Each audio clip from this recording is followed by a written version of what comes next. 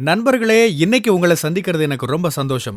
இந்த தளத்துக்கு நீங்க வந்ததுக்கு நன்றி. உங்களுக்காக ஆண்டவர் நெறைய விஷயங்கள வச்சிருக்கிறார்ன்றத உங்ககிட்ட பகிர்ந்துக்க நான் விரும்புறேன். இன்னைக்கு உங்க கூட நான் பேச வேண்டிய விஷயத்துக்குள்ள போறதுக்கு முன்னாடி, சில விஷயங்கள சொல்லிக்க விரும்புறேன்.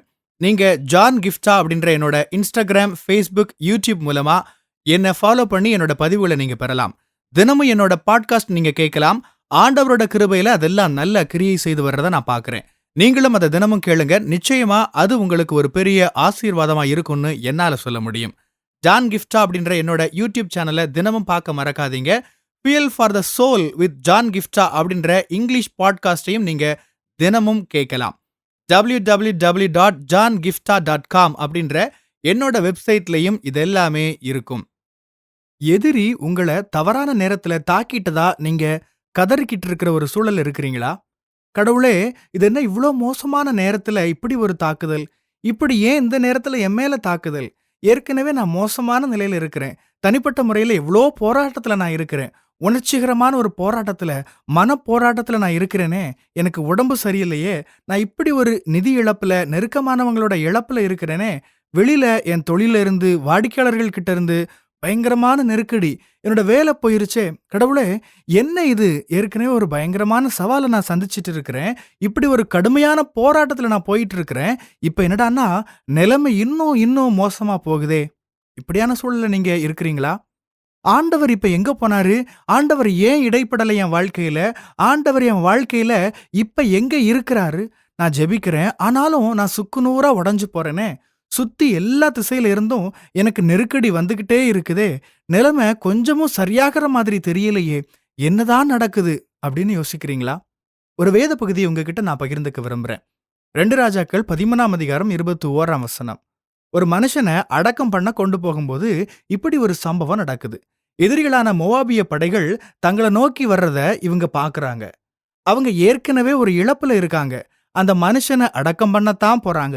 அடக்கம் பண்ண போனவங்க இறந்து போன மனுஷனுக்கு நெருக்கமான உறவினரா, நண்பர்களாத்தான் இருந்திருப்பாங்க.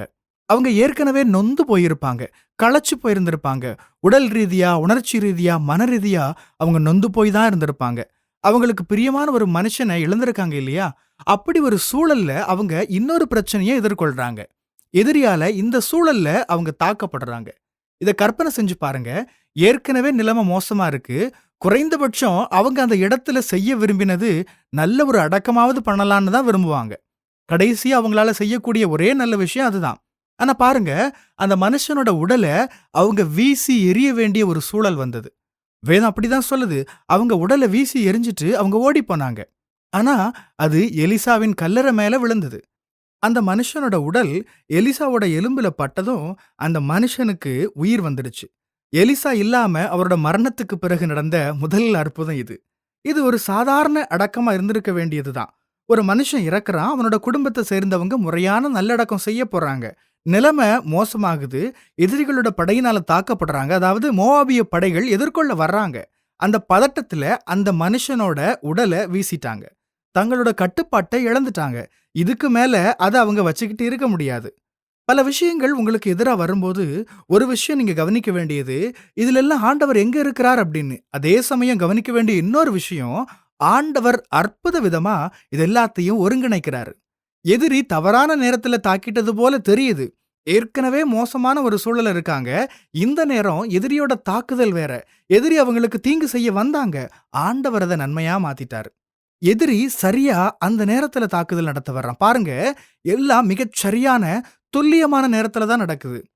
அவங்க சரியா எலிசாவோட கல்லறை மேல அந்த உடல வீசுற அளவுக்கான சமயத்துல எதிரி அவங்களுக்கு எதிரா வர்றாங்க.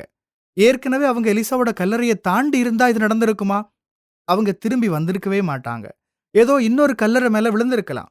ஒருவேளை எலிசாவோட கல்லறைக்கு வெகு தூரத்துக்கு முன்னமே இது நடந்திருந்தா எப்படி இருந்திருக்கும்? சரியா அவங்க எலிசாவோட கல்லறை மேல வீசணும்னு வீசல. ஆண்டவர் தான் சரியா இதெல்லாம் நடக்கிறதுக்காக எல்லாத்தையும் ஒருங்கிணைக்கிறாரு. இந்த செத்துப்போன மனுஷன் உயிரோட வர்றதுக்கு அந்த எதிரியோட தாக்குதல் தான் அவசியமா இருந்திருக்கு.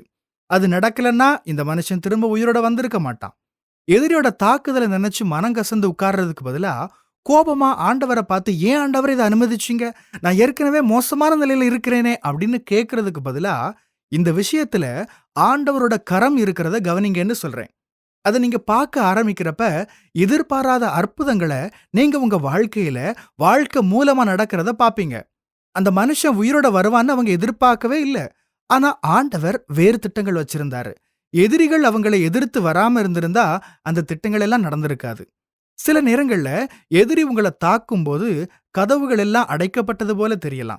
எல்லாம் முடிஞ்சிருச்சு, இனி ஒண்ணும் இல்லன்னு தோணலாம். ஆனா ஆண்டவர் உங்களுக்கு புது துவக்கத்த, புது வழிகள உண்டு பண்ணுவாரு. அதாவது நடந்த விஷயங்கள நெனச்சு, கசப்பான, கோபமான ஒரு பார்வையில அத பார்க்கிறத விட்டுட்டு, ஒரு புது பார்வைய நீங்க இன்னைக்கு பாருங்க.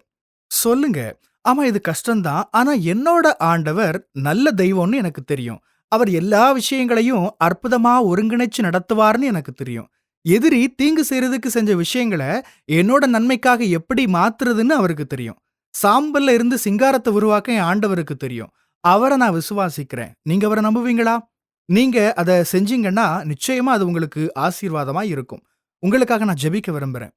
ஆண்டவரே, உம்மோட ஜனங்கள் மேல உம்மோட பாதுகாப்புக்காக, பலத்துக்காக நான் ஜெபிக்கிறேன். எங்கிருந்து அவங்க இத கேட்டாலும், அவங்களுக்கு ஆண்டவரோட களிகூறுதல் உண்டாயிருக்கட்டும். அது அவங்களுக்கு பெலனா இருக்கட்டும். அவங்க சமாதானத்த அனுபவிக்கட்டும். நீங்க அவங்கள ஆறுதல் படுத்துங்க. நீங்க அற்புதமான விதத்துல, அவங்க எதிர்பாராத விதத்துல, அவங்க சூழல்ல வெளிப்படுறத அவங்க பார்க்கட்டும்.